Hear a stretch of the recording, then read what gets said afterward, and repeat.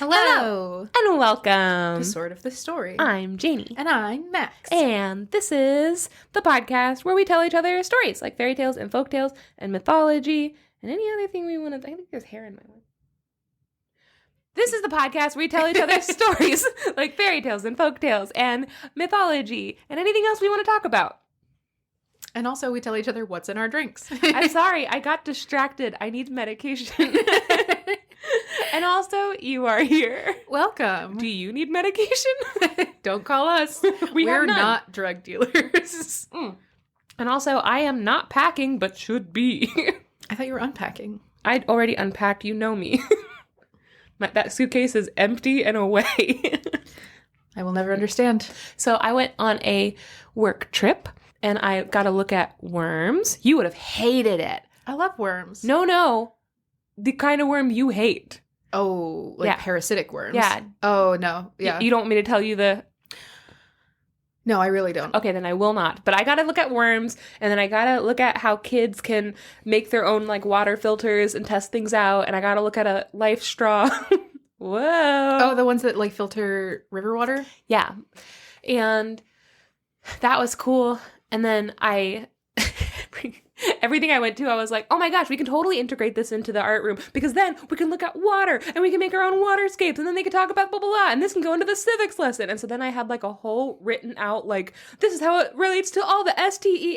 Oh my God. And then we can do this. And then I went to my next session after like talking everyone's ear off. I went to my next session and I was like, oh my God, I made my own fingerprint. This is how we bring it into the science. And I came out like basically just like I came out talking and like started walking with my principal, like, and then this thing happened. Well, look what I did, and the crew still went, so I gotta go. And then I ran away, and she's like, "What is happening?"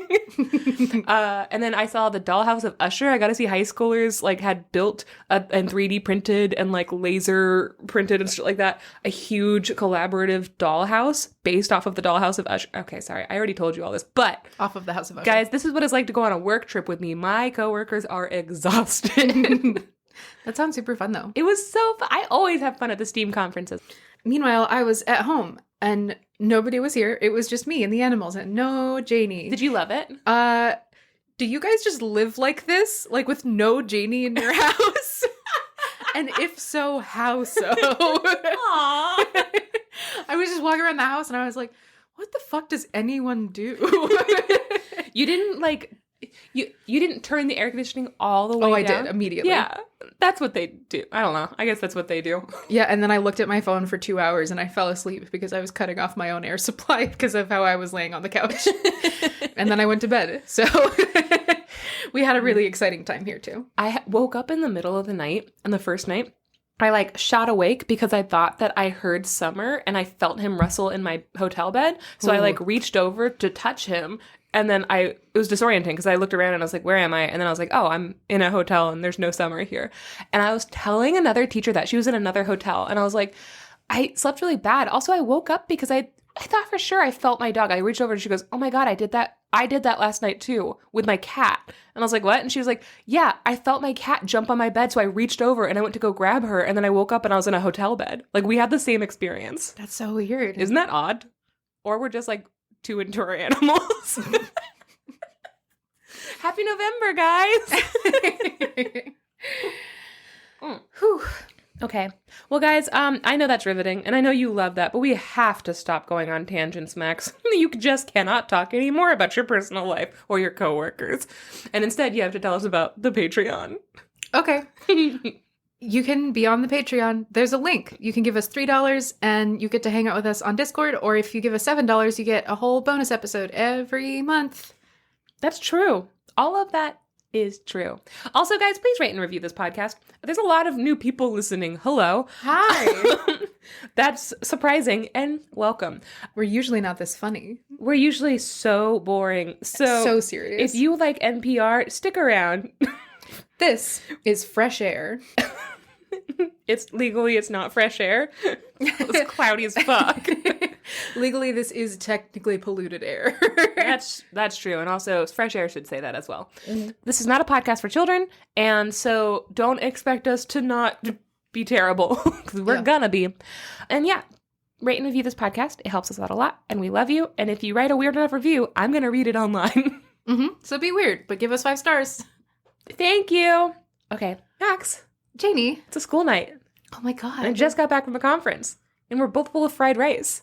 Do you want to hear a story? I do. Okay, guys, good news. Since you're here, I guess I'll also tell you the story. Congrats. Stay tuned. Okay, Max. Okay, Janie. Max, okay, I have a story for you today. What's up? Well, I was thinking about Palestine. Sure. And so I found a Palestinian folktale. I like it. Mm-hmm. I am going to have a more serious baby little thing at the end, but for now, we're just going to hear this folktale. Cool. Okay. First of all, I was searching for Palestine. I didn't have my wealth of books with me when I was preparing this. I was in a hotel room with just my computer. Mm-hmm. And the Bible, probably. The internet. Yeah, there was a Bible. I moved it to a lower drawer because I wanted to put my underwear in that drawer. I didn't want the Bible on it. Okay, sinner. I was like, God doesn't need to see this underwear. Hotels are never the same, right? After you find that out? Well, I already knew that the Bibles were always there, but now just knowing that like a random person puts Yeah, them that's in what I there, mean. Like, they're different now. Hotels are weird now. that is a little bit odd. I think about it It's every time. odd that it's hotels too and not just motels. Like I was in a fucking Hyatt, you know? I was at the fucking Hyatt. I was at the Hyatt. I don't want to brag, but I was on the 7th floor. Yeah, a little bit weird. I moved it down with the express intent to put my underwear where the Bible was, and I just didn't want the Bible on my underwear. I wonder if that's better or worse.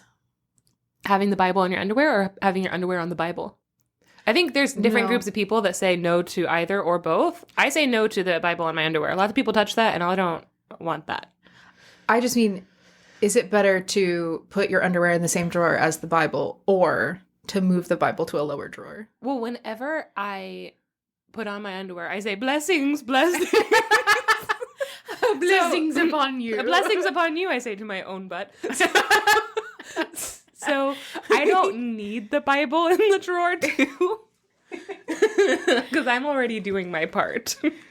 Well, bless this ass. Bless this mess. I say sadly. Oh, God, booty shorts that say bless this mess. Guys, booty shorts that say bless this mess.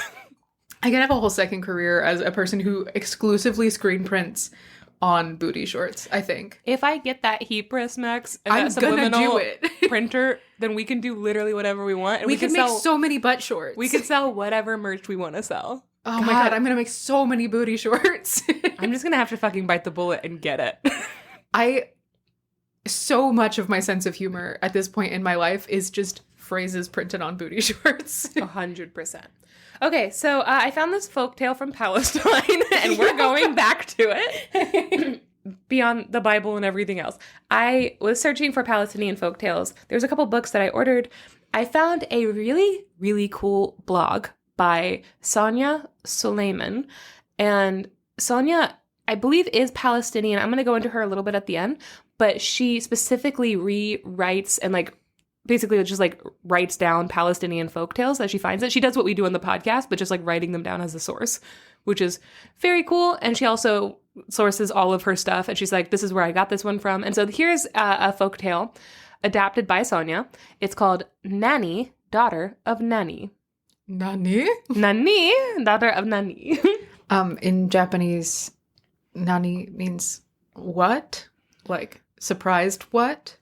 And so in anime, a lot of times, the characters will go, Nani? In Chinese, what, surprise what is Shima? Yeah. And my brother and I will sometimes go, Shima? What? Nani, I guess, would technically be where you? Where you at, girl?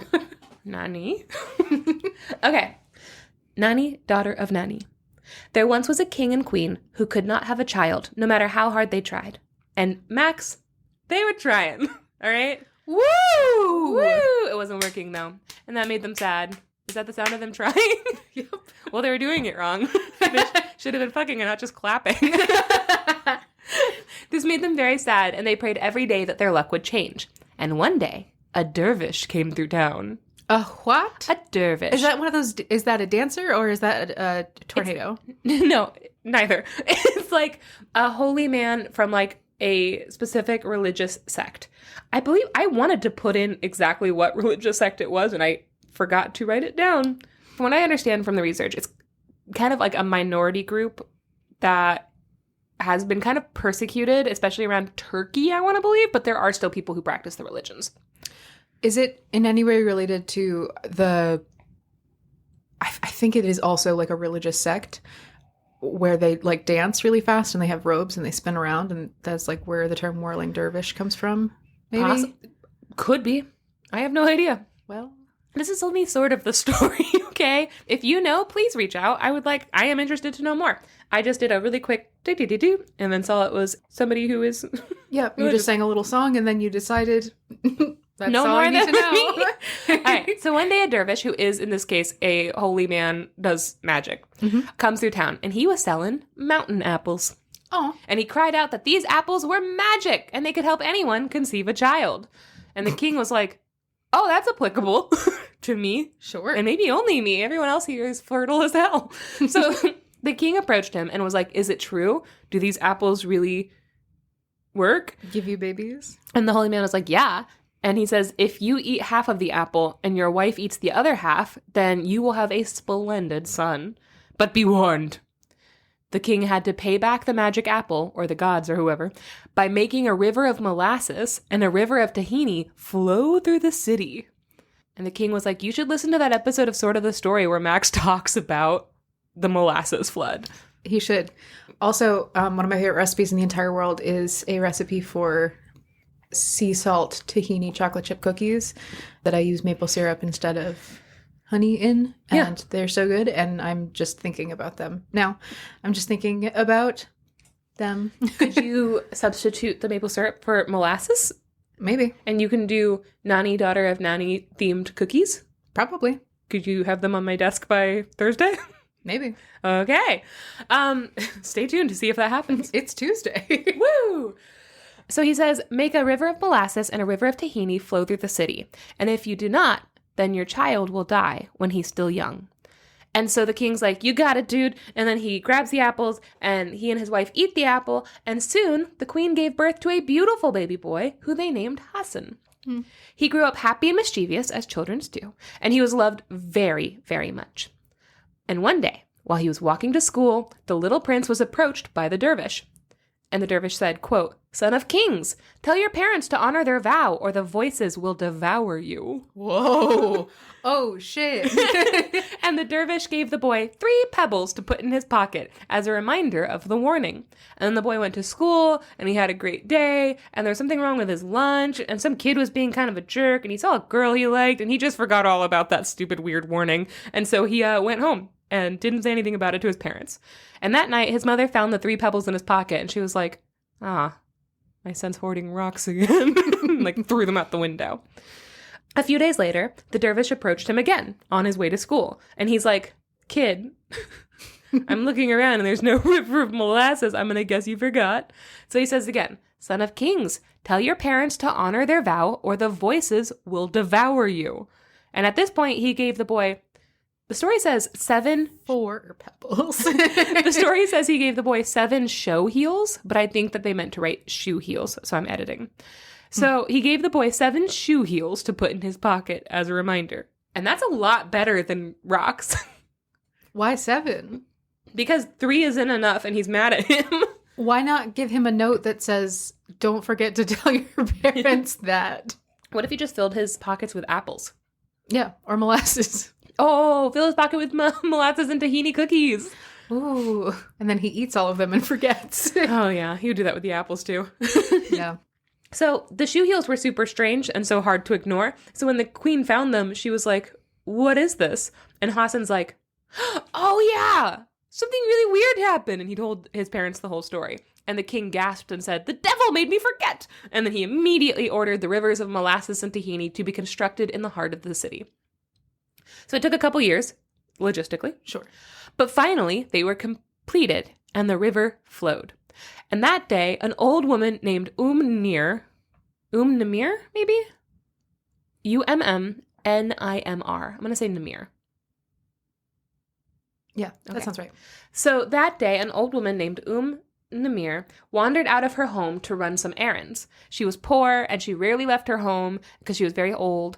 But on this day, she was astonished to see that when she stepped outside, there was a whole river of molasses and tahini flowing outside her door. And she was like, oh boy. So she whiz for me. So she ran inside to fetch a bottle, a spoon, and a thimble. And slowly, she would pour the molasses into the thimble with the spoon, and then thimble by thimble, she filled the bottle nearly to the top. It was a very long, arduous process. Sure. I'm guessing that the bottle had a very tiny little opening. Yeah, but smaller than a thimble? Yeah. She was pouring it into the thimble anyways. Why not just pour it into the bottle?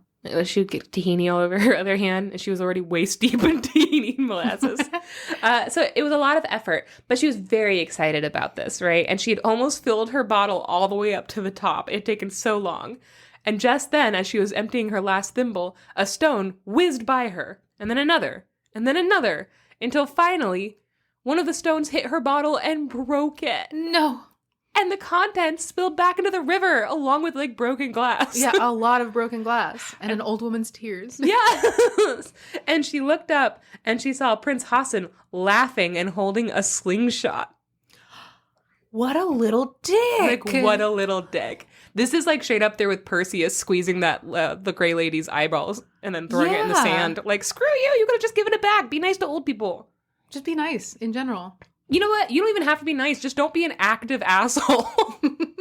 So pissed off, and rightfully so, Namir told him, I'm not going to curse you. No, I'm not. You're not worth my time. So don't even expect it. You're not getting cursed. Not by me, but I will pray for you. And then she said, may you be stricken with a passion for Nani, daughter of Nani, lady of the Ghouls. And Ghouls! And with that prayer, Nani? and definitely not curse, she went inside and she slammed the door. Not a curse. That was a prayer. It was a nice prayer. Don't worry about it. Mm-hmm. I hope God smites you. And immediately. Amen. And world peace. Amen. Immediately, the prince was overcome with thoughts of Nani, daughter of Nani, lady of Ghouls. Lady of Ghouls. Lady of Ghouls.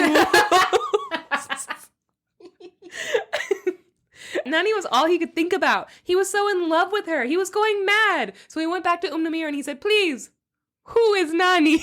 Daughter of Nani. Nani? Nani? And the old woman sighed and was like, no, forget it. I uttered that prayer, not a curse, that prayer in anger. I was a little bit pissed off. I'm better now. It was a mistake. Just forget about it. And he pressed her and he was like, well, I can't. So Because of the prayer, not a curse. And she said, Nani was the daughter of a ghoul, the lady of ghouls, to be precise. Sure. Who was also named Nani. And they ruled over the whole kingdom of ghouls. I like to imagine she was having to explain this, but he still had like a blank smile on his face. And she's like, Nani is the daughter of Nani, different person, who is the lady of ghouls, in the place where ghouls are. And Nani and her mom, they're ghouls in the ghoul place. And he's like, uh-huh. That's where Nani is. And he like shakes her by the shoulders and he's like, please tell me who Nani is. She's like, God damn it. So she tried to tell him. She was like, forget all about this, please. But even though he was super forgetful, he wouldn't let this go. He couldn't. And he got so bad, Max, he stopped eating and drinking. He was unable to sleep or think, which I don't think he was doing a lot of that anyway, but he stopped doing everything he liked. He wasn't even terrorizing old people anymore. He was just sick. And so they called a bunch of doctors, and the doctors were like, oh, he's not dying or sick. He's just in love. We can tell that. Pay us our doctor fee, please. Your copay is $700. They ran a bunch of tests, and they diagnosed him with having a crush. Aww. Yeah. So Prince Hassan knew the only way to cure himself was to go and find Nani, daughter of Nani, lady of the Ghouls. Of the Ghouls. Yep. Mm-hmm. She was his only hope. He left his parents and he ventured out into the world. How old is he? I'm going to guess he's like between like 18 and 24. Okay. A couple years went by from when he was a little boy to when this happened. So he left his parents and he ventured out into the world. He traveled east, not knowing where he was going, but trusting God to guide his steps. And then here's a note, because I was like, there's a reason why he chose east. And you might know that Muslims pray facing east. And that's because east is the direction of Mecca. So you're always, no matter where you are, if you turn east, you're facing the right way. So I think that that's very significant, that when he was searching for the love of his life and the land of the dead and all that stuff, he turned east and just started walking. So finally, he came to the land of the ghouls, and immediately he encountered a huge ghoul just hanging out. I'm imagining a 12-foot tall Home Depot skeleton. That's what I think they look like. That's really good. So he walked right up and he said, "Greetings, my uncle." And the ghoul nodded and said, "Oh, what's up?" "Hey, if you hadn't greeted me first, I would have broken your bones and devoured your flesh. Good thing you're polite." And he was like, "Cool." And then he said, "Let me wet your beard and shave you, uncle." And the ghoul was like, "Cool, yeah." And he let him shave him. Okay. So I looked this up because to American girls, that's weird. That is weird. That's like that guy that you sent me the video of. What guy? The guy who got his boobs polished and his fingers broken. Please explain that video real quick. Quick tangent on the weirdest. I sent Magic. I sent Max a video, and I sent the caption that at no point did I know what service this man had ordered, because he was at a barber, but like nothing that was happening was barber related.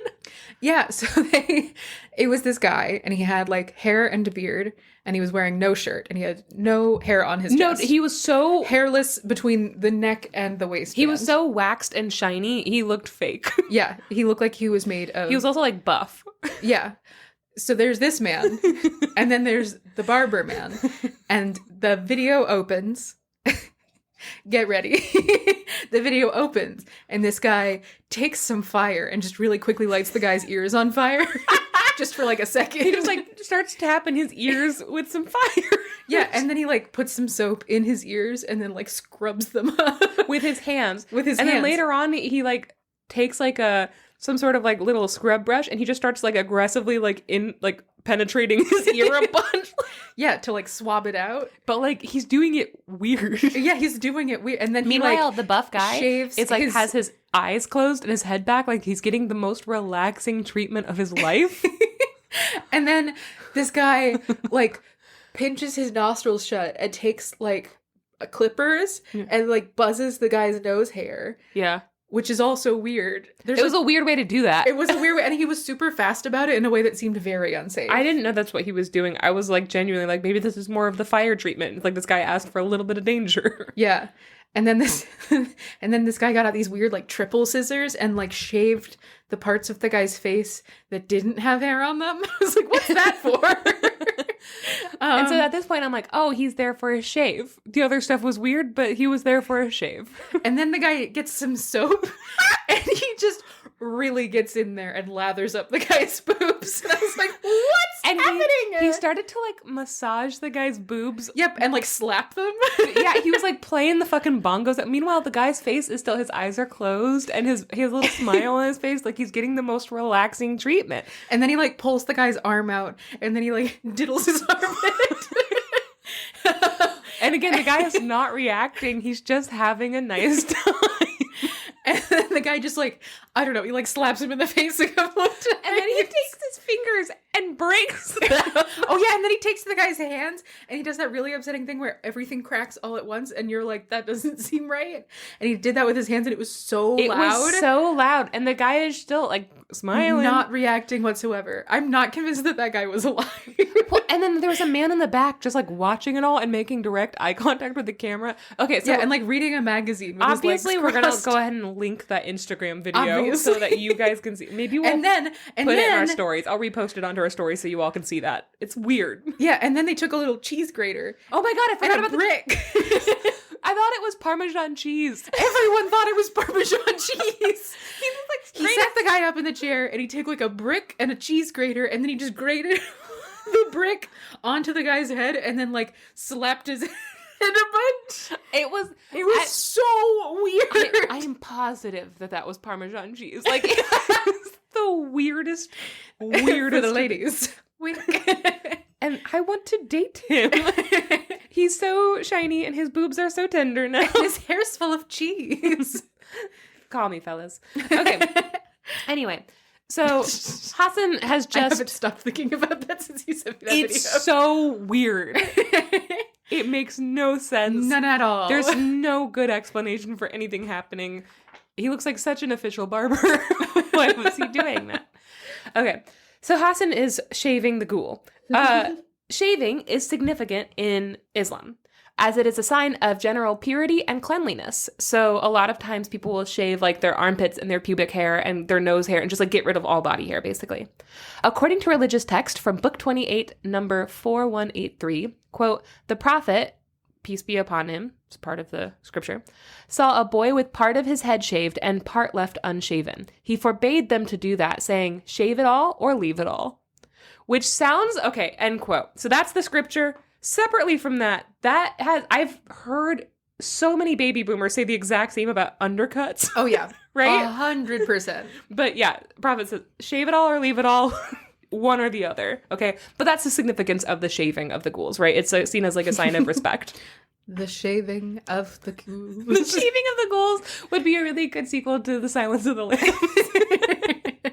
So the ghoul thanked him after he did that, and he said, quote, may God lighten your burden as you've lightened mine, which is nice. That is I think nice. that his beard was pretty heavy. Now he's all clean. Mm-hmm. And then he told the prince to ask for anything at all, and he'd try to grant his wish. And the prince was like, I want to see Nani, daughter of Nani, lady of the ghouls. And the ghoul shook his head and said, I can't do that.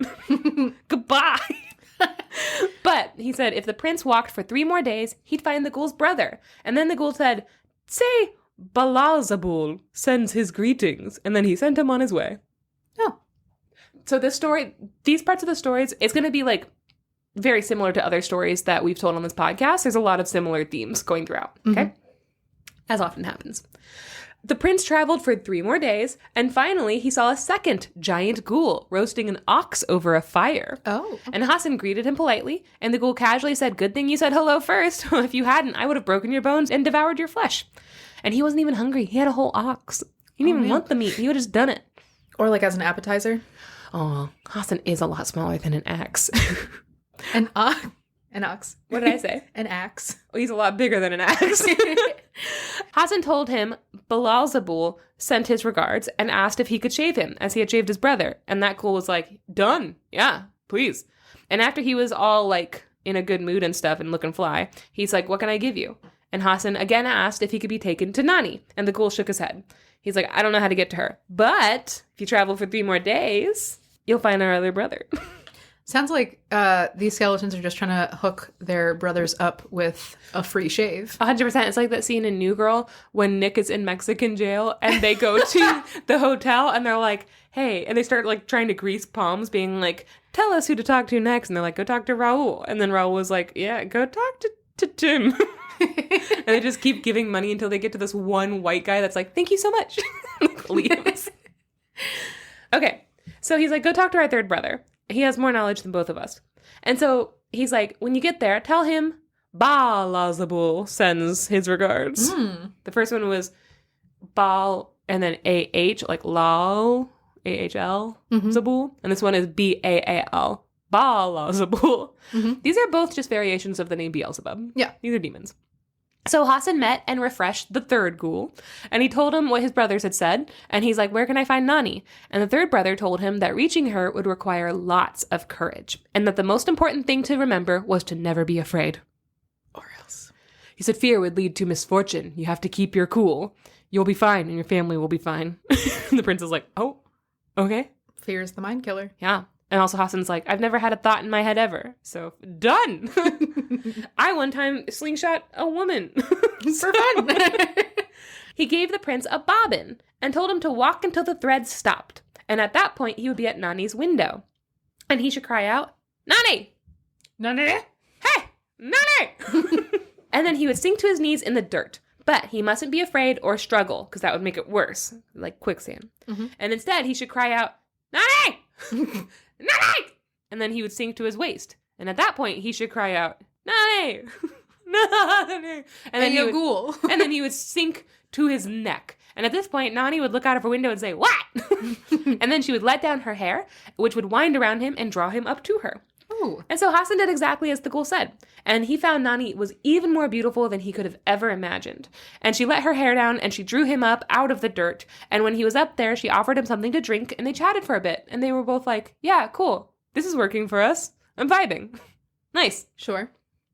Suddenly, she heard her mother, Nani, Lady of the Ghouls. No. And she was coming. So she told Hassan that she was going to turn him into an apple and put him on a shelf. And he told her, cool, whatever, I don't care. So she did that. Her mother swept the whole room. She was sniffing and she was saying, like, I smell a human in this room. And Nani's like, where would I get a human from? You probably brought the smell in with you. Like, you're always around humans. I'm always in this room. There's no humans here. Stupid. Wait, so are the Nani's ghouls also? Mm-hmm. Are they 12 feet tall? No. At least one of the Nanis isn't. One of them might be. I don't know. Maybe you're only 12 feet tall if you, like, break people's bones and devour them. Oh, yeah. Okay. That makes sense. That's where you get the bone stuff from. Yeah. From eating it. Oh, nice. Okay. So she's like, I don't have any humans in here. You probably brought that smell in with you. You reek of human. And her mother was like, fine. And then she saw the apple on the shelf. And she's like, I've been craving apple. Can I have that? And Nani said, quote, that apple is not for eating. It's just an aesthetic. End quote. It's just here for the vibes. It really brings the whole room together, Mom. I'm apple core now, Mom. Apple core! That's so cute. And so her mother left. That night, Nani undid the spell, and she and Hassan talked all through the night. And the next day, she turned him into a kitten. Oh, kitten. Her mother came in, and she was like, I smell human, but she found none. And then she saw the kitten, and she was like, a kitten. I smell a litter box. Nani, what? And so she was like, I love cats. Can I have him? And Nani's like, no, you can't have him. And she said, that's a present from my grandmother, and it's for me, not for you. And he's for aesthetic. He's also apple core. Leave him alone. I call him Pip. Oh. My chest, it's cracking open. My love for Pip knows no ends. Her mother chased the cat around the room, but Nani kept flinging it out of her reach with her magic. What? You just hear, Oh my god. as it's flying across the room. And finally, her mother gave up and left. Good. Yeah. And on the third day, Nani turned him into, you have apple, you have kitten. What do you think the third in the pattern is? Apple, cat. Wait. Brick. Close. A bowl. Oh. Honestly, that's close. Her mother asked to use the bowl to make kibbeh. But Yes. I forgot to look it up or how to pronounce it, but I think that's right. It's a food. Yeah. Yes, I think so too. Maybe some sort of rice-based food? Oh, is that the one where it's like toasted on you like leave it in the bowl so it like toasts on the bottom and then you flip it over? Oh, so good. Is that what that is? I don't know, but it is so good. Yeah. Okay. That what you just described is so good. It's like buttery, crispy, delicious. I thought you were just saying kitten again, but in a weird way. That was why I made that. A little kibbeh. No. She's like, can I use that bowl to make kibbeh? And Nani told her she had bigger bowls than this. And she's like, use one of them. You know you're not going to eat this tiny bowl of food, so no. And her mother was angry, and she was like, I'll be back again tomorrow. You better not have any humans up here. And so... Or any tiny bowls that I can't even use. And so at this, Nani undid her spell, and she told Hassan that she couldn't keep this up. She was like, my mom's eventually going to find you. We need to escape. And she's like, do you know how to swim? And he's like, yes, I do. I'm a really good swimmer. A lie? No, he can swim. He's good at everything. He's like a big, dumb Ryan Lochte, which is hard to be bigger and dumber than Ryan Lochte. He's an idiot. Everybody knows that. That is an antiquated reference, I'm sorry to say. Max, I'm 102 years old. Okay, so he's like, yeah, I can swim. And so they escape out the window. And so they ran to a river where he swam and she held onto his shoulders. And he just like swam her through like a dolphin. Aw. Yeah. Her mother saw them escaping from her window and she screamed for her servants to help her catch them. But her servants hated her and they liked her daughter. Mm-hmm. And so they all pretended they couldn't swim. Hell yeah. And so she screamed out the window, quote, "Very well, Nani, you've deserted me. You've forgotten your own mother. Nani." End quote. This is a real Lorelai situation. Again. Yeah. This is another real Lorelai situation. It's also when she's like, "You've forgotten your mother." It reminded me of the SNL sketch, "I am your mother."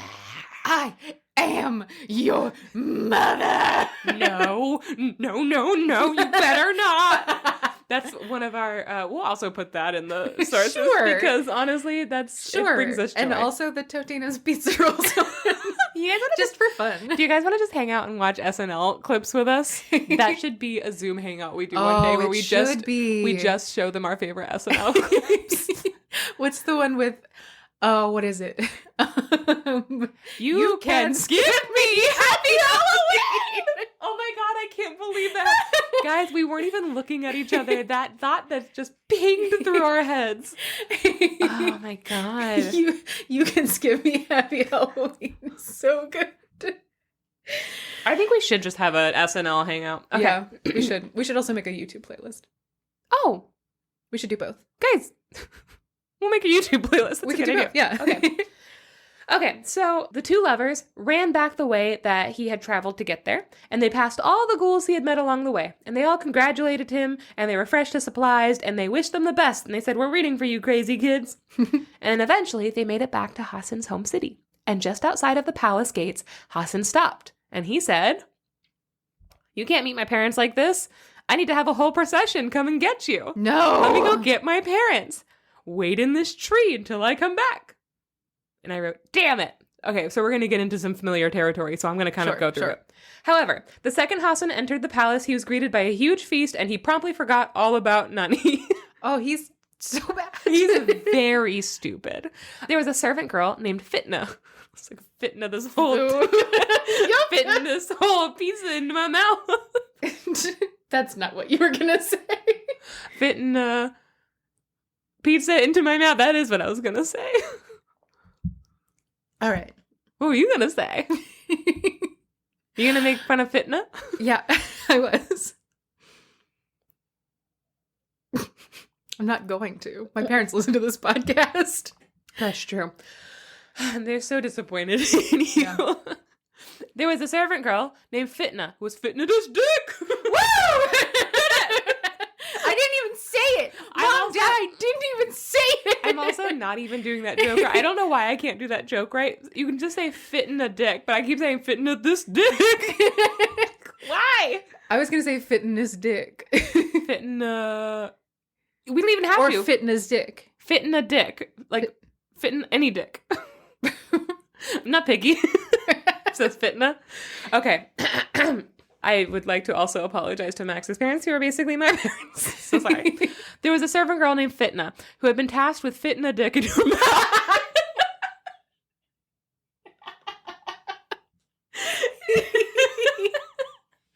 She had been tasked with gathering water from a fountain. And as she went over to the fountain, she leaned over the water and she caught sight of a beautiful girl in the water.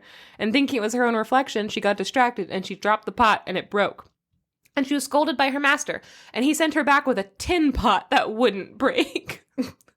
Which also reminds me of my ex-boyfriend when he was in his dumb himbo phase. When he was the best. Before he became the worst. But truly, when he was the best, he had this rolling pin. We had these giant rolling pins, and he kept snapping them in half just by the force of his rolling. And every time he'd do it, he'd look really sad. And also, we were running out of giant rolling pins. This was at a restaurant that they worked at. No, we were at a car dealership. And finally, they bought him his own steel industrial grade rolling pin that was so big that nobody else could lift it because it kept giving us wrist problems. And he was so happy. And every once in a while, it would fly out of his hand and crash to the floor. And like legitimately, like everyone acted like they were like under attack. They were like, ah! So loud when it hit the floor. I just bought a marble rolling pin because our wooden rolling pin sticks to all of my dough and I am tired of flouring it. So I got a marble rolling pin and it arrived and I held it and I was like, I'm bleeping his name. That was just for you. Nobody else cares about. No one else cares about that. Okay, so she was scolded by her master, and he sent her back with a tin pot that couldn't break. And this time, she dropped it still, but it made like a loud thud, and Nani laughed in the tree because the thud surprised her, and she thought it was funny that she kept dropping stuff. And angry and embarrassed, the girl looked up and saw her, and she was like, "Who are you?" And Nani's like, "Oh, hi, I'm the bride of Prince Hassan. He told me to wait in this tree, and he's going to come and get me and, like, present me. You know, how boys are with pretty girls." And the girl was like, "Well, come on down here, because you're not presentable. You're in a tree."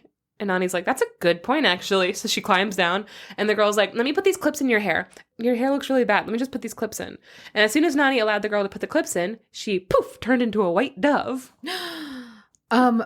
This is the greatest betrayal in all of history, which is just two drunk girls in a bar bathroom, and then one of them betrays the other one. Where it's like, "Oh my god, your lipstick looks so pretty, but can I just fix it really quickly?" And then they like fuck it up or something. Yeah. Like, that is and the they, like, deepest super betrayal. glue her lips together. Yeah, that is the deepest betrayal that there is I in agree. the world. Yeah. No, fitna is bad. Fitting a lot of evil in this interaction. Yeah. Fitting these butterfly clips into her hair. I imagine them as butterfly clips. That's cute. So the girl huffed, "Now wait for the prince. That's what you get for cheating a poor servant girl." And she walked away. And Fitna, she didn't cheat you. No, She was kind of a jerk, a little, but like... Not even really, though. You weren't cheated. So for days, Nani survived on breadcrumbs given to her by the royal baker. And one day, she asked the baker, "Hey, are you the prince's baker?" And the baker, not surprised, was like, "Yes." "And I talk to doves every goddamn day. You're going to have to wake up a little earlier than that to surprise me, the baker, for the royal family." And she says, "Is the prince sleeping?" And he said, "Yeah, I think so." And she's like, "Cool. Has he forgotten about his bride?" And the baker was like, "I mean, I guess, because he hasn't mentioned a bride." And she was like, "Krr, krr. Very krr." Oh, kru, kru, kru, kru, kru. I like the idea that she was like, "Kru, kru," and he was like, "Yes." Anyone from the outside is just like, "Oh no, he's been drinking again. He's been eating that baker's chocolate." It's filled with gin. Oh my god, that would be so bad. Yeah. By the time this weird conversation was over, his meal was burned, and he was scolded by the prince for his negligence. And to defend himself, he said, "It wasn't my fault. That nosy dove distracted me." And the prince was like, "Oh no, he's been eating the chocolate again." And like magic, Hassan remembered everything. He was like, "Dove. Bride, Nani, god damn it." And he ran down, and he waited for the dove to return, and he said, "Change back into a princess." And Nani was like, "Whoa, okay. First of all, rude. Say hello first." And she shook her dove head and said, "I can't. I was turned into this. Take out these butterfly clips and maybe I'll turn back." And so he took out the clips and she changed back into a beautiful woman. And Hassan was overjoyed and he said he was sorry for forgetting her. To which Nani replied, quote, "God in his wisdom reveals the weaknesses of men." Which I think is a great burn. Yeah, just was like, it's fine that you're just fucking weak. It's cool. God made you that way. For a reason, I'm guessing. One can only hope. Who knows? He makes no mistakes, so surely this has a reason. There must be an explanation for you and the way that you are. There's a point to you, yes? The king and queen were delighted when they met her, and they celebrated their wedding with a huge feast, and they all lived happily ever after. The end. What about the... Fitna never comes back. What? Yeah. She did that mean thing, and then she walked away, but no harm, no foul. They still got married. Oh. I kind of like that. She was just there because they were fitting an additional character into the story. She was a plot magician. Okay, so here are some notes. This story was found in Abu Jamil's Daughter and Other Stories, Arab Folktales from Palestine and Lebanon, which I've already ordered, but of course I was away, so I haven't gotten it yet. That book is by Jamal Slim Nuwayhed. It was adapted by Sonia Suleiman on her blog where she writes speculative fiction inspired by Palestinian folklore.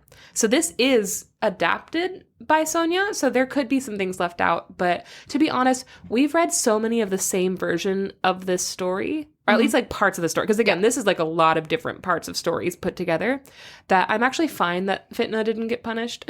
Yeah. I just don't think it's necessary. And no harm, no foul, really, you know? Yeah. It's not like Fitna then went on to try to seduce the prince and stuff. Yeah, or eat dove for dinner. Yeah. Yeah. So Sonia's writing is amazing, and her blog is like a wealth of amazing folk tales. If you are interested in Palestinian folk lore, go there. It's really good. And you can find it at soniasuleiman.com or by clicking the link in my show notes because it'll be easier than spelling out her whole name. Just open up the podcast app, go to details, and then scroll down in this episode. You'll see under my heading all my sources. Click on them. They're good. Yeah. Click on them. Click on them. You won't see click anything the weird. link. You can go ahead and click that link. Clink the link. And then on a more serious, but I swear very brief note, because Palestine is on my mind for a reason right now. And I'm not going to go into it too much because I'm just going to be repeating talking points I heard on TikTok and nobody needs to hear me explain things. But I would like to say that my heart is in a million pieces over things that are happening in Israel and Palestine, and especially to millions of innocent civilians in Gaza at the moment. And for a while. And there has been a lot of attention lately on that subject. And I do think that many people in the US have been using this conflict to justify being Islamophobic or anti-Semitic. Like, it's going both ways, and it is absolutely unacceptable. And it's important to call that out if you hear it, because Israel isn't their government. The Israeli people aren't their government. They don't deserve to be terrorized. And Palestine is not their government, and they don't deserve to be terrorized. And right now it's just so much happening that people just don't deserve to be in this situation. So I really want to kind of point that out. I've also included a link in the show notes to the American Friends Service Committee, which is a Quaker organization. And I found it kind of hard because I was researching. I was like, can I send people to donate money, knowing that so much money doesn't actually go to Gaza and so much humanitarian aid is being blocked to Gaza?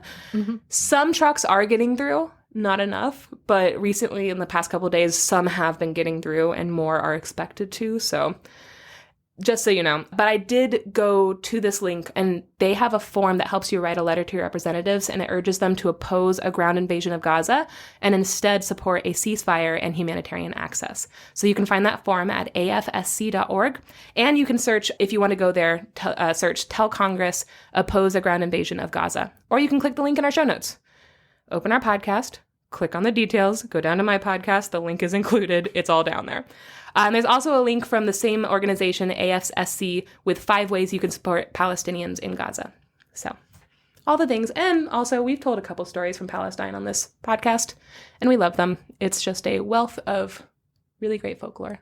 Mm-hmm. So, go open those links. Check them out. Do your own research. And stay cool, pony child.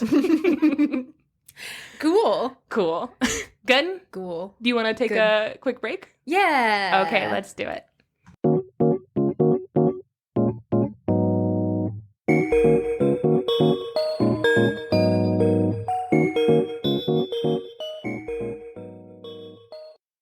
Hi, Janey. Hi, Max. Hi. Max was cackling like a mischievous little ghoul. Not like one of those 12-foot tall Home Depot skeleton ghouls. No, like a different ghoul. Yeah, like a mannequin Longbeard sort of ghoul. Yeah. That is exactly the ghoul laugh that mannequin Longbeard would make. Like, you take that from the top? Mannequin Longboard.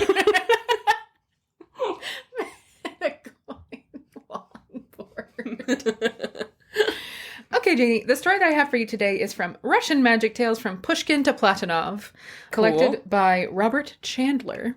This is part of the Penguin Classics series. I want to show you the cover of this, and you tell me what you think is happening in this picture. I'm so good at this, so give it over.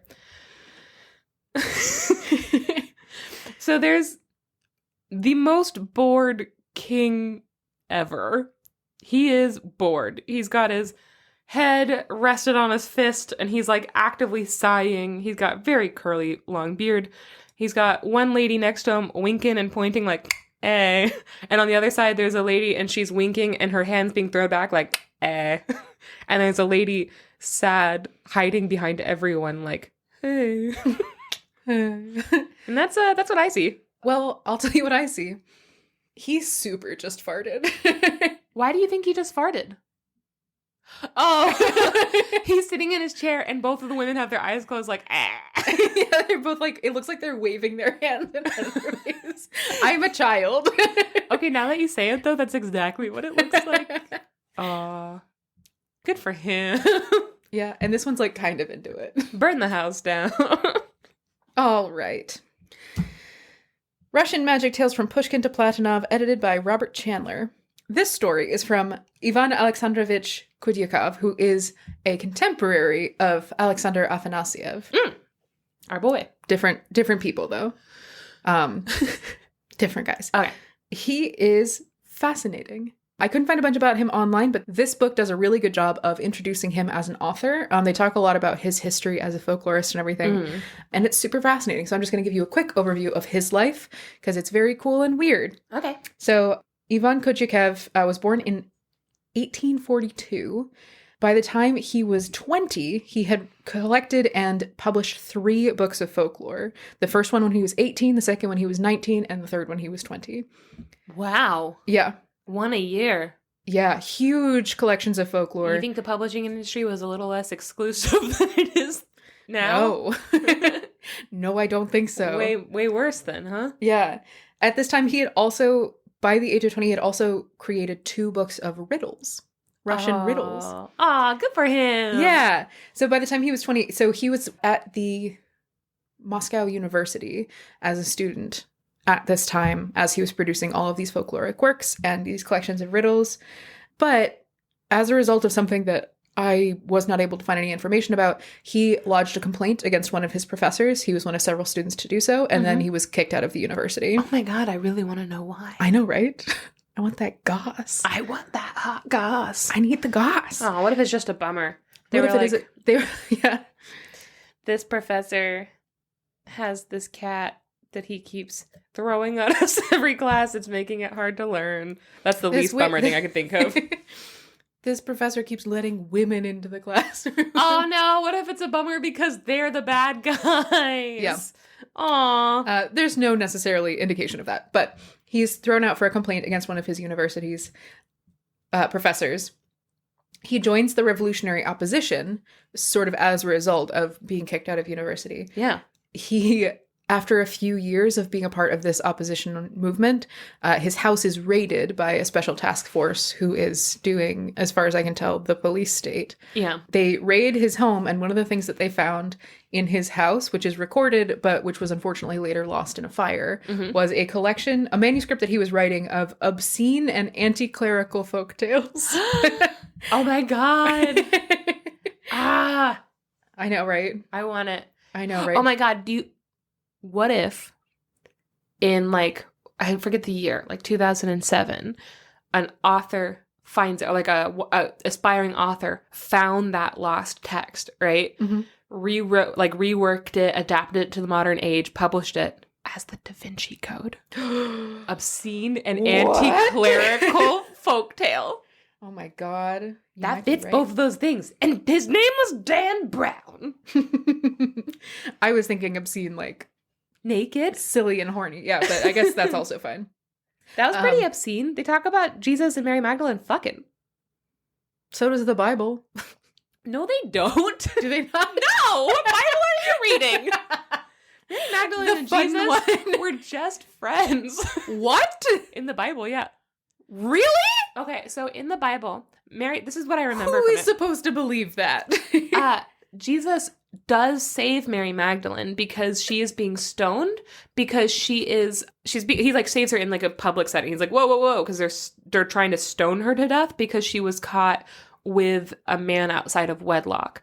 That being said, there's no context for how she was caught, and many places are like, she was a prostitute, and it's like, no, she wasn't, but also she could have just been being attacked, and then there's a lot of stuff that could have been happening. It wasn't her fault. And Jesus was like, that was when he was like, hey, if you haven't sinned, go ahead and throw a stone.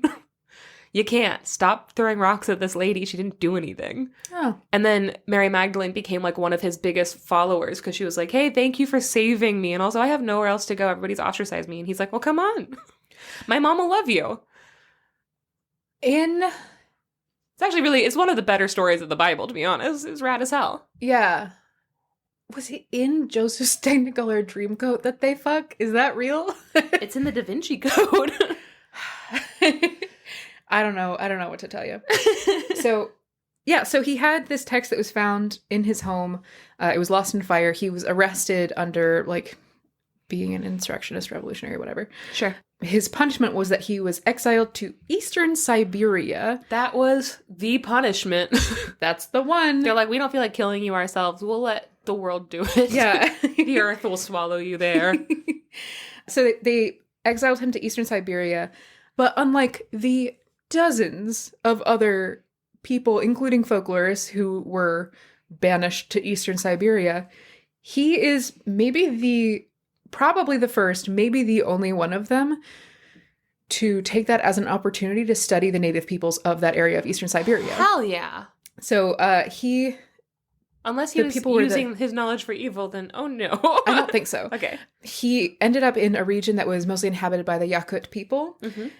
And he created, I think, the first Yakut Russian dictionary to be able to translate their works and started collecting the folklore of the Yakut people. Cool. Very cool. Yeah. However, in a few years, he became ill with what would now be recognized as clinical chronic depression. Yeah. From being in Siberia. Yes.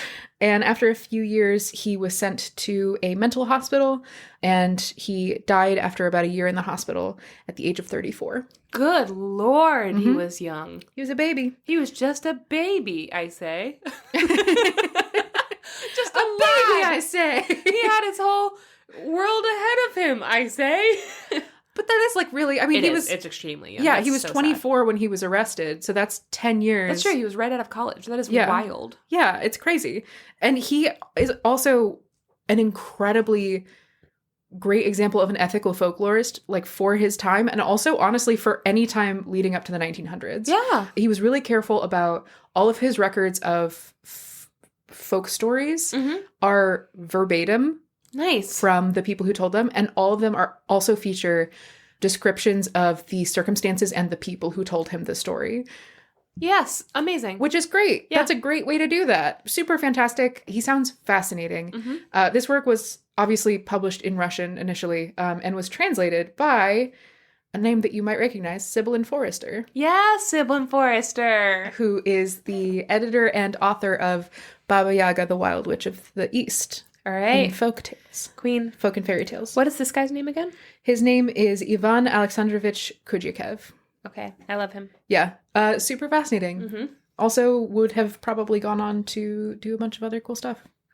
Yeah. But yeah, so that's just, the book is literally the only source I was able to find about his life besides like a little stub of a Wikipedia article being like, he was a folklorist. In 1842, this would have been around the same time that Van Gogh was alive. They would have gotten along. Van Gogh also had severe chronic depression. Oh, they could have been sad boys together. Oh my God. Yes. Mm-hmm. Probably would have been great friends. Yeah. Maybe they would have made out. Who knows?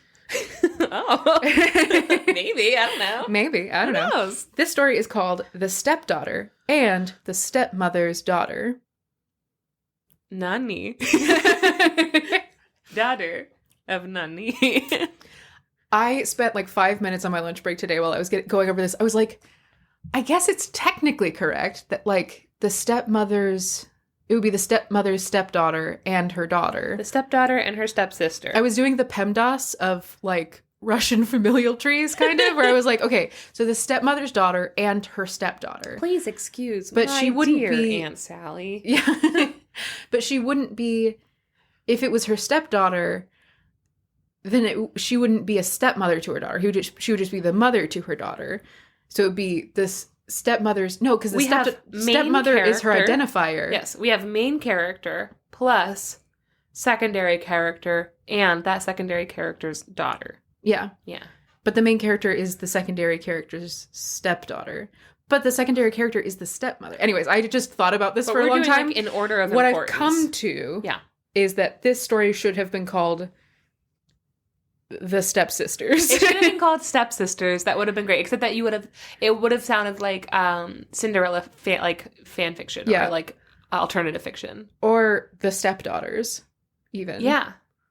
And I just, algebraically, Yes, this it's not is not great. computing. I'm sure that it makes more sense in Russian because Russian has a lot of like very specific titles for like almost like a formulaic representation of like, Family this trees. is my mother's father's mother's daughter thing kind of thing. So it would make a lot more sense in Russian. But in this, I was like, I gotta think on that for a minute. And it really hurt my brain.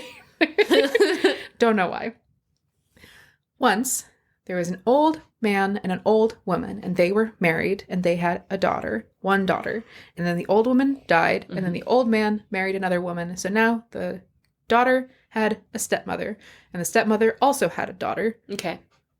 Which was the daughter's father's stepdaughter. Max is the daughter of the stepmother. Max, as she's doing this, is doing an interpretive dance of a family tree. And it is helping me understand where everybody's placed on paper. But for you, you're going to have to do your own interpretive dance. Old man woman gone. Old man marries another daughter with that lady over here, but the grandma... It's a Pepe Sylvia, but the most absolutely simple one where there are like with an answer. 5 points. And they're all very clearly connected. But there are proper arm movements to do. Yeah, yes. So the stepmother hates her stepdaughter. The father's daughter, if you're keeping track. Yeah, not her own daughter. No. Max, this is incredibly easy to follow. I don't know how to tell you this, but you are the only one struggling. I've been thinking about this all day. You didn't need to. I know. Why am I like this? The stepmother hates her stepdaughter. She always tries to get her into trouble / killed. What a rude bitch. Yeah. Tale as old as time. And remind me again, where is she? Like up here or over here? She's on the steps. Oh, okay. So she's like higher up. So the stepmother sends her stepdaughter to the river to wash out some yarn. Yeah. And she says, watch out. If you let the yarn sink to the bottom, don't bother coming home. All right. So, cool. Yeah, the stepdaughter / daughter goes out to the river with the yarn, and she washes it out. And part of the washing process is like letting it tumble over the rocks in the river and everything. So it like flows down the river, and she walks alongside it to make sure that... Wow. Yeah. Right? It seems like a bad way to wash things. Why don't you just tie one end to your wrist? That's a great question. But because then that end wouldn't get clean. Then you go back to the beginning and you tie the other end to your wrist. But then you have a soggy wrist. That's fine. As I went down to the river with yarn. Walking along the river with yarn on my arm. And I get to the end and I do it again. Oh Lord, there's yarn on my arm. I don't know what song this is, but I'm having a great time. Washing my mom's yarn. Not my real mom, but my stepmom. She has a daughter. It's not my sister. She's my stepmom because she belongs to my stepmother who married my dad who had a wife.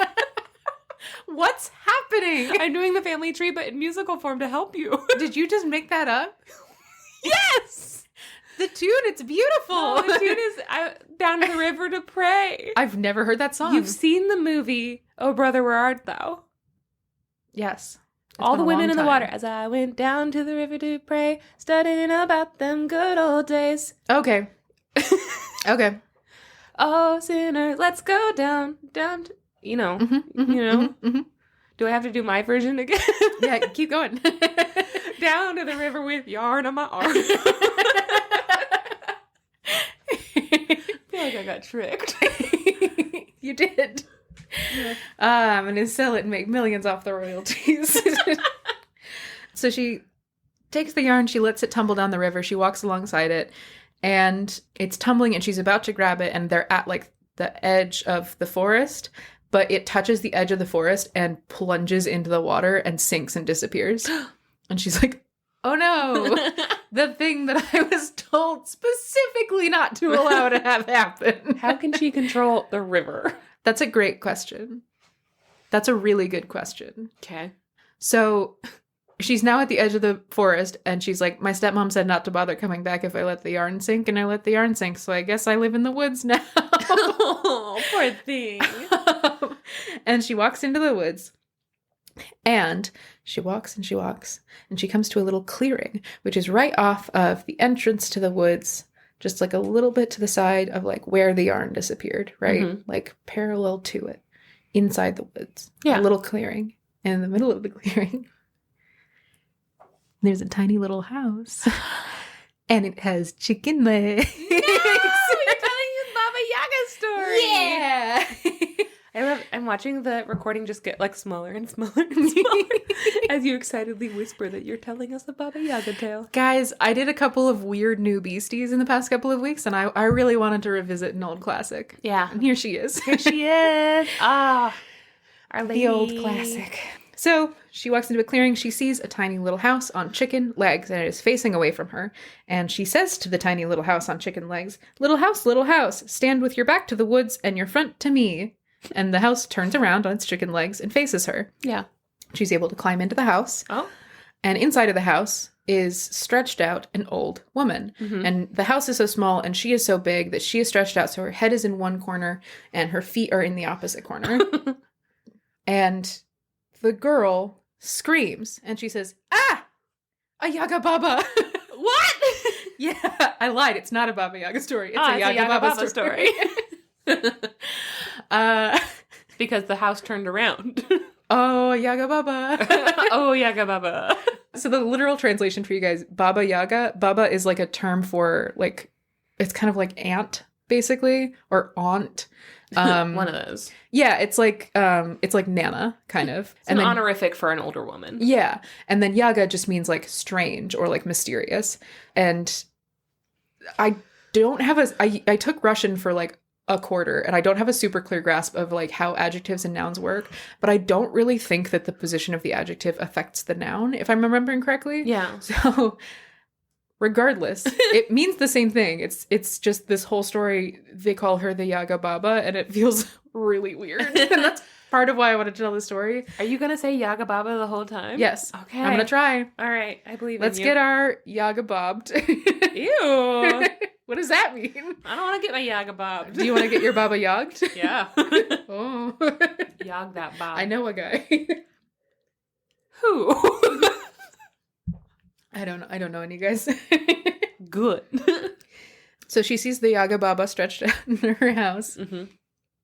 And the Yaga Baba looks at her and she jumps up and she starts to chase her out of the house. And she says, "Fie, fie, fie. I can smell a Russian soul." You can also see her. "What are you up to, girl? Doing a deed or fleeing from a deed?" Which I think is a really cool line. That's one of the other reasons I want to tell this story is the idea that you are constantly either doing a deed or fleeing from a deed. That's how I want to live my life. Yeah. Oh, do you think this would be a good Adidas ad? Fitting Adidas into your mouth. Eating shoes.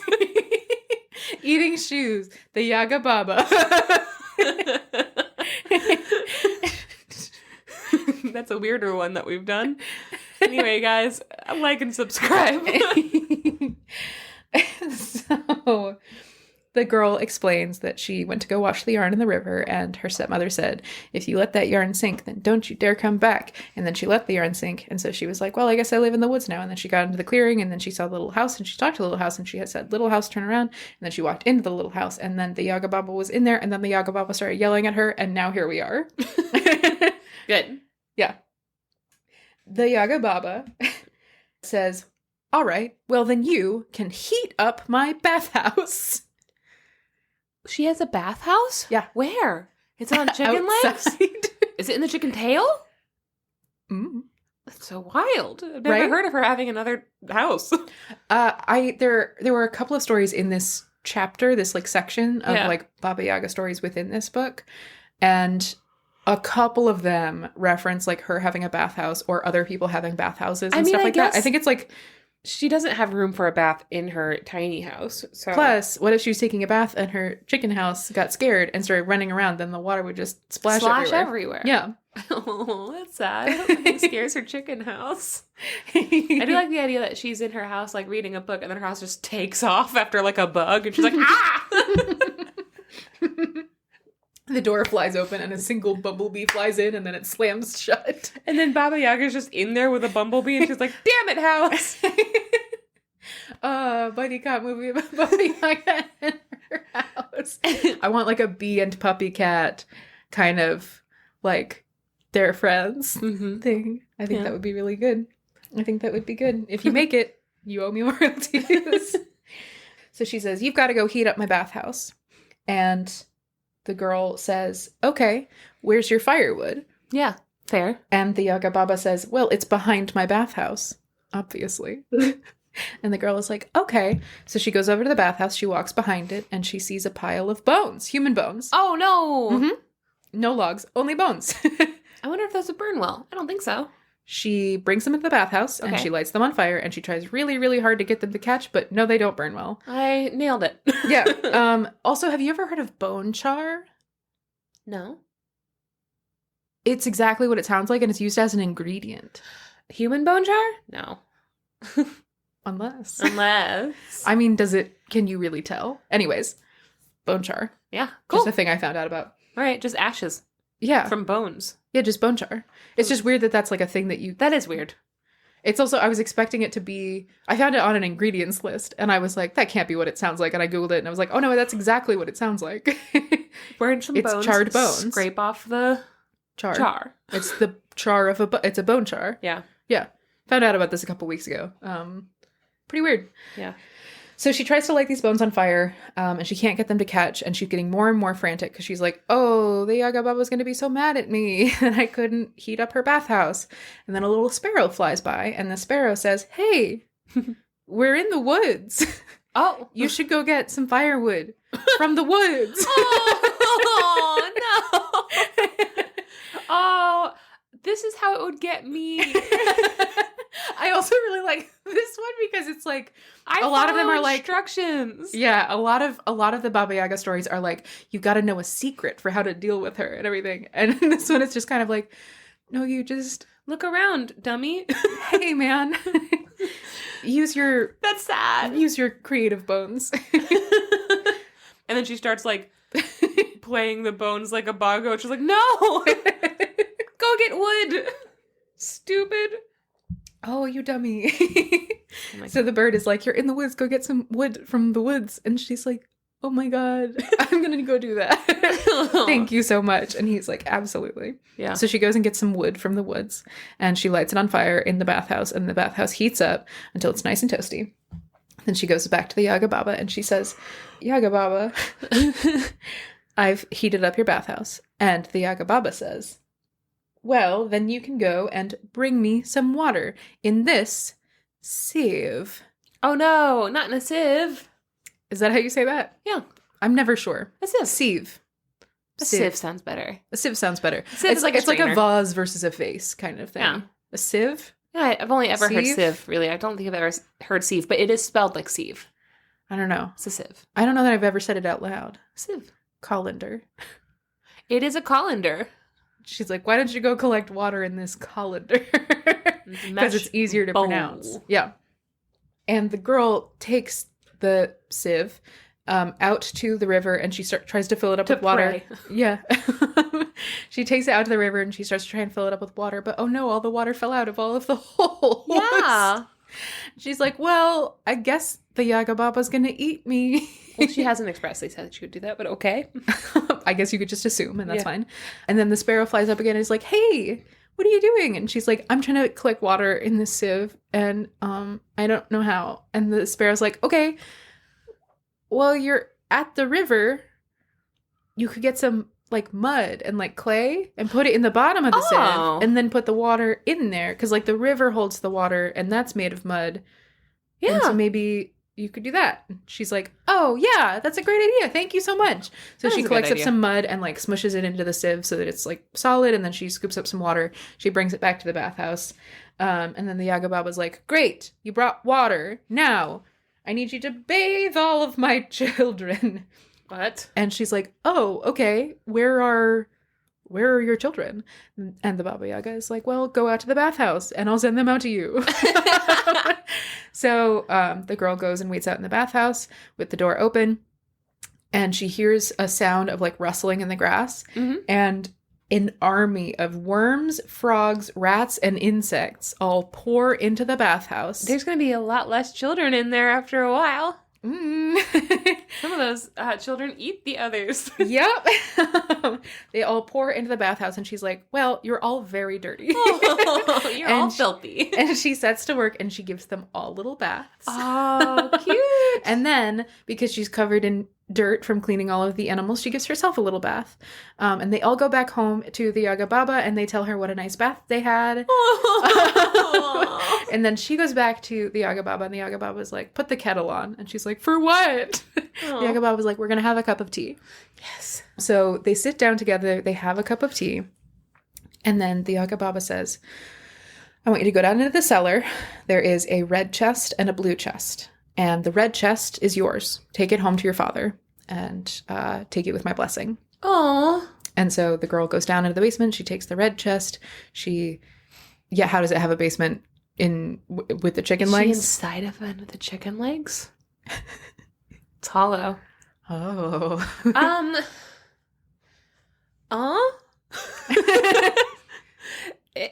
Is this a trick? What? In one of the bonus episodes, I tell the tale of Tantloald, and they send a nice little doppelganger little girl puppet who ends up having tricks inside of her. Is Baba Yaga gonna be scary? No. No. Okay. No. So the girl goes down into the basement. She takes the red trunk, and she leaves, and she goes back to her father's house. Mm-hmm. And she gets in, and her stepmother is like, where's the yarn? And she's like, I let it sink. And her stepmother is like, well, I told you not to come back then. And she's like, oh, I think you're going to want me back. Yeah. And then she gets her dad, and together they open the chest, and it's full of money. Money! And one piece of yarn. Oh. And that's And then the stepmother tries to touch the yarn, and it just goes, fuck you, and it runs away. It slithers away. It was a snake. Got him. So they are now so well off that they can drop all their yarn into the river and buy more, and who even cares? And they do until they have no more money. And they live very, very happily for a very long time. But of course, the stepmother is jealous that her stepdaughter, the father's daughter, not her daughter, the stepmother's stepdaughter. No, we all get not it. the stepmother's daughter. I really thought that the daughter would come into play more. Well, okay. The stepmother was very jealous that her stepdaughter had come across this massive wealth. Oh, no. And so she sends her daughter, the father's stepdaughter, who is the stepsister. I got that. The stepdaughter. We're all very clear with how this relationship works. In fact, many of our listeners have step siblings. No, but like and step parents. So listen, very. I well understand accustomed. how step parents. It's just when you say the stepmother's stepdaughter, it's like step to what? Herself. Step to me in the streets. I don't fucking step think up to Electric Boogaloo. Okay, so she sends her daughter to see Baba Yaga. Yeah. Sorry, Yaga Baba. What's happening? I'm putting on more chapstick. You like came in for a landing though. You were like Somebody recently asked me at this thing, they said, what's your stim? Ayo, girl. Now that I'm saying it out loud, what a weird question. But also I think I just look like I have mental health issues. But I was like, I don't think I have one. And just now, I think I've put on chapstick like 100 times since we have started this. That might be my podcast stim. Who knows? You don't usually do it. I usually do. You could tell because I only have this much left. I feel like I don't usually see you do it maybe, but it's like you like start like waving it back and forth before you get to your mouth, and then you like get closer. It's like a sawmill. Yeah, I'm just trying out something new. It looks weird. Okay, go ahead. Okay, so she sends her daughter to the Yaga Baba, and she's like, get us more money. Yeah. Just, do whatever your stepsister did to get a trunk full of money from the Yaga Baba. Yeah. And so her daughter goes into the woods, and she finds this little house with chicken feet, and she says, little house, turn your back to the woods and your front to me. Mm-hmm. The house turns around, and she climbs into the house, and inside is the Yaga Baba. She's stretched all out, and the Yaga Baba's like, what are you doing here? And she's like, I don't know. I messed something up and now I'm in trouble and I need help from Aw. only you. Aw. And so the Yaga Baba was like, all right, well, you can go heat up my bathhouse. And so she goes out and she's like, wait, where's your firewood? And the Yaga Baba is like, it's behind the bathhouse. And she goes out behind there and it's bones.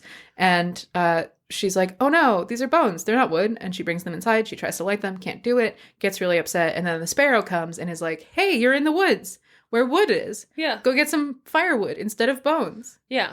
for fire. And she says, go away. I don't need you to tell me that. What? Why are you being a dick to this bird? Yeah. And then she continues trying to make fire with bones. Okay, but in her defense, a little sparrow did kill her father. So What? that's why she has a stepfather now. Her father died because he was murdered by a Oh my nasty little God. sparrow. This particular sparrow killed her father. That's why she's being mean to him. Oh, New she's gonna throw headcanon. bones at him. Those are her father's bones. Oh my God. The sparrow's like, hey, instead of burning your dad's bones, why don't you get some wood? The sparrow killed him with a fallen tree. Oh. God, This the is all lore layered. just keeps going deeper and deeper, man. I'm just saying, let's not judge her for her attitude. We know not how she suffers. So she tells this friendly little bird who never did anything wrong, go away. I don't need you to tell me all that. You're a murderer. I know what you did. I know what you did. So she shoos the bird away. Mhm. And then she can't get the bones to light on fire. What? So crazy. Mhm. And she goes back to the Yaga Baba and is like, I couldn't do it. Your bones are stupid. Wow. Weird. And the Yaga Baba is like, okay, well, then you can go take this sieve and get some water from the river. And so she goes to the river with the sieve and she tries to get water and it falls out through all of the holes that comprise a sieve. Yeah. And she's like, well, how am I supposed to get water in a sieve? And the sparrow says, well, hey, you could put some mud in it and then put the water in it and then it wouldn't fall out. And she's like, how about you go fuck yourself? She holds up a picture of her dad and she says, look at his face. Look at him. He was beautiful. And he loved me. No, she is just being an asshole to this bird, though. The bird's like, hey, why don't you do this? And she's like, how about you go fucking fuck yourself? How about you go eat a bag of dicks? Fly into a boat motor, you little flying rat. Also, I hate you.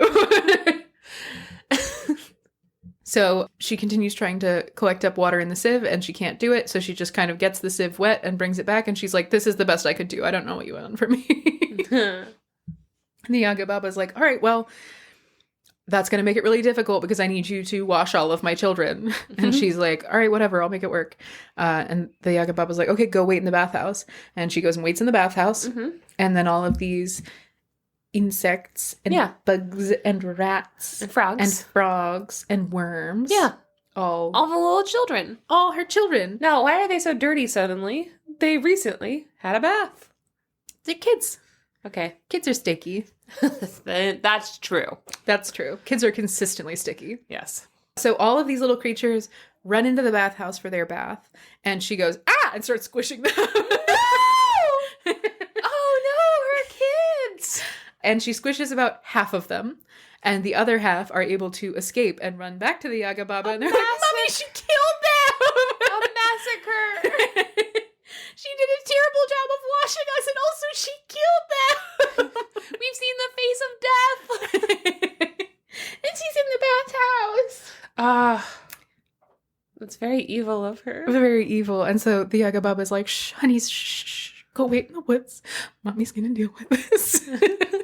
So she invites the stepdaughter into her house. Yeah. And she's like, go put the kettle on. I'm gonna make some tea. And the stepdaughter is like, yeah, of course. Hey, whatever you want to do, anything you want to give me, I'm here for it.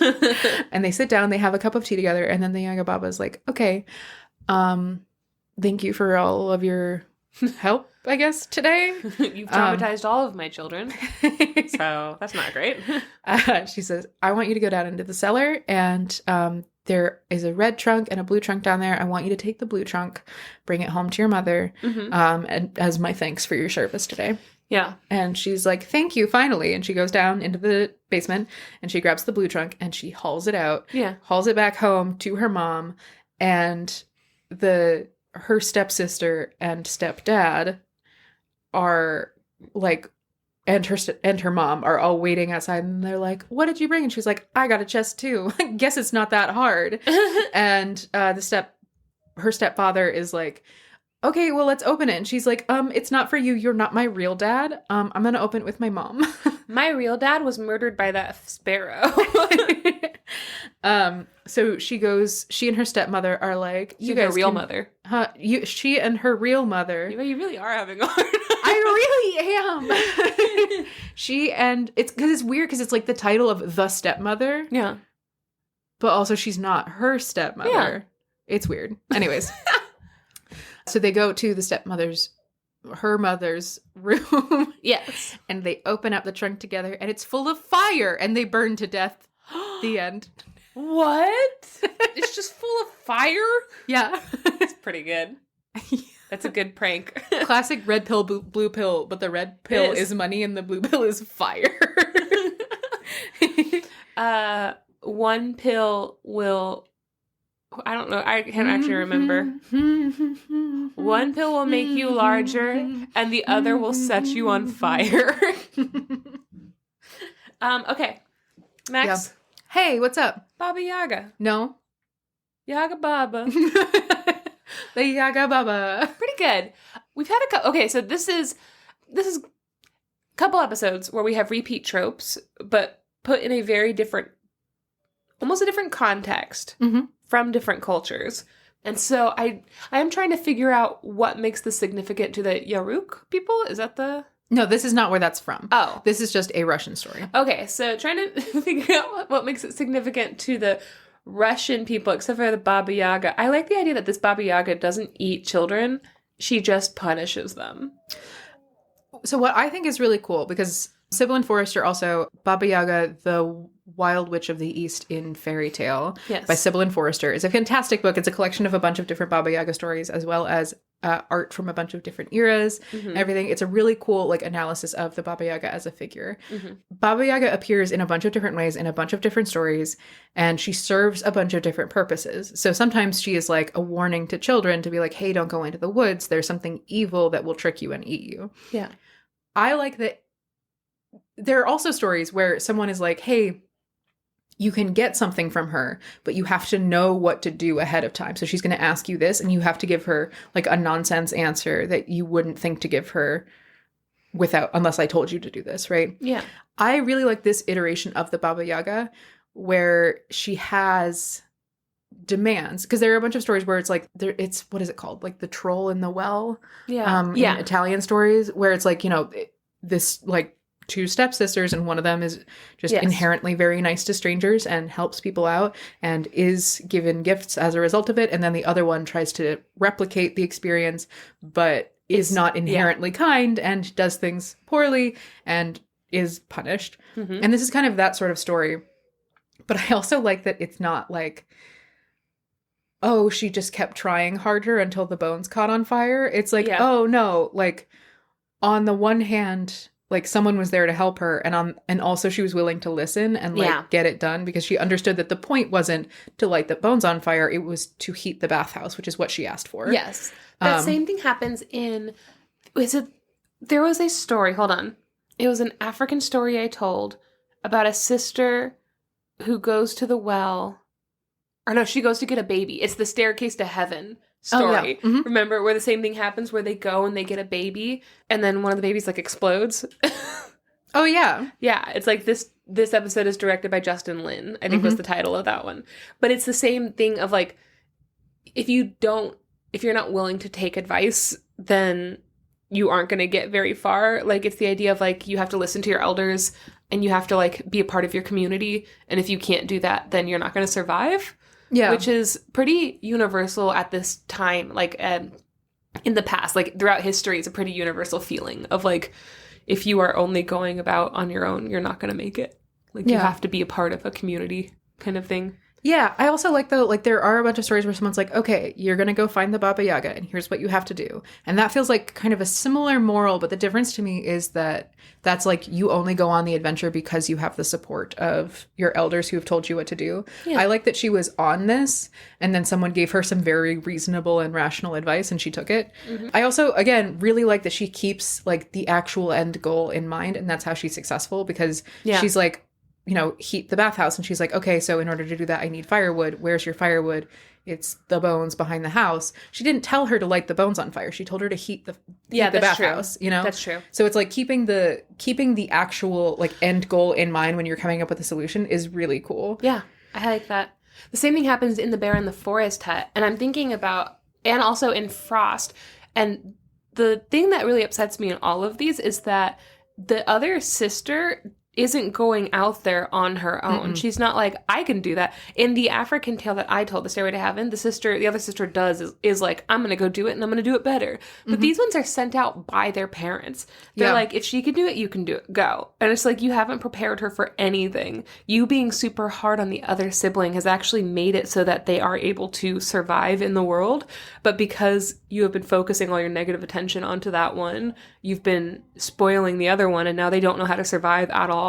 And they've never had to be kind to anyone, and they've never had to listen. And also, she doesn't know how to light a fire. She's never had to do that. It's probably always been her sister, you know?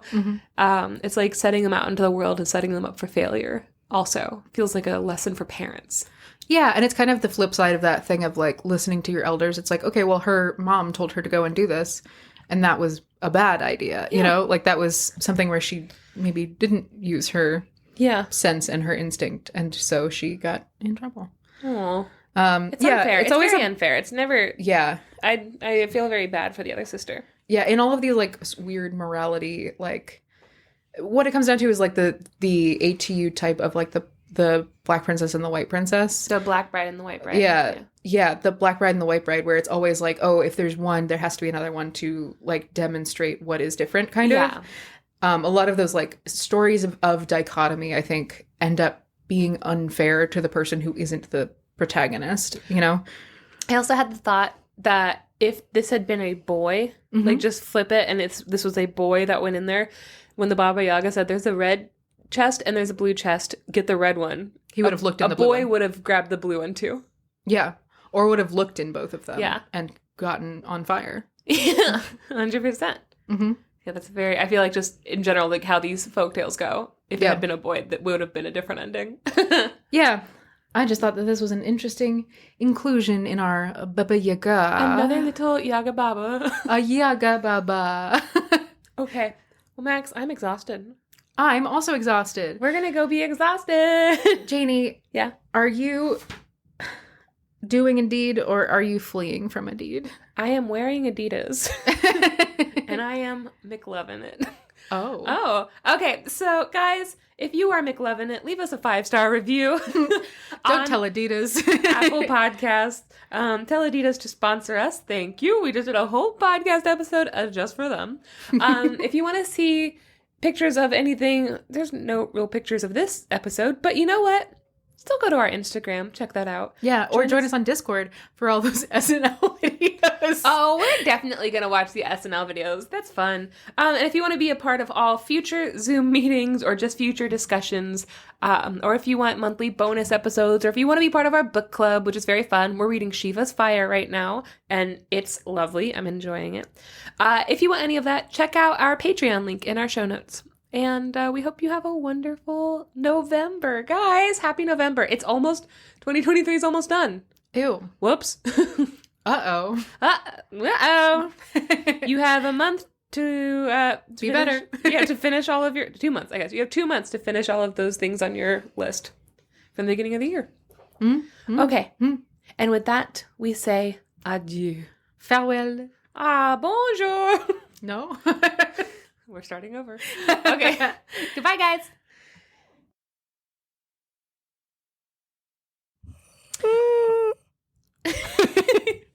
Yes. Hi. Oh, hi. Janey, how old are you? Older than time. Do you want to know what I tell my students? What? I say Miss Rabbity was 102. And they say, no, you're not. And I'm like, yes, I am. And they're like, no, you're not. And I was like, I am. And they say, what year were you born? And I say 1991. And they go, oh my God.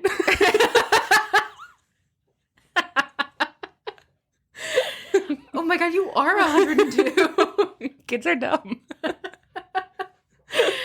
That's really good. And then they'll say, how old is your mom? And I'll say 612. And they say, well, how old's your dad? And I'm like, 37. That's really good. All good things. Yeah, kids don't understand numbers, so it's fine. Nor should they. No, especially if there's a 612 to 37 difference. My parents are a fae romance. Yeah. Yeah. Yeah. Yeah. You know what I just realized? What? I'm like a centaur, like a half centaur. You just realized? No. What happened? I just realized. No. No, I was thinking about my parents. You know that meme that's like, what if a centaur and a mermaid had a baby, but the baby was born with just the human half of both? My mom is half Filipino and my dad is half Native American, and I look super white. I'm just a cool centaur. Centaur mermaid. White centaur. White Centaur is going to be the name of my my Christian rock band. I was going to say bibliography. What? Not your... White Centaur, and it's a black and white picture of my face. Are you... your autobiography? My bibliography.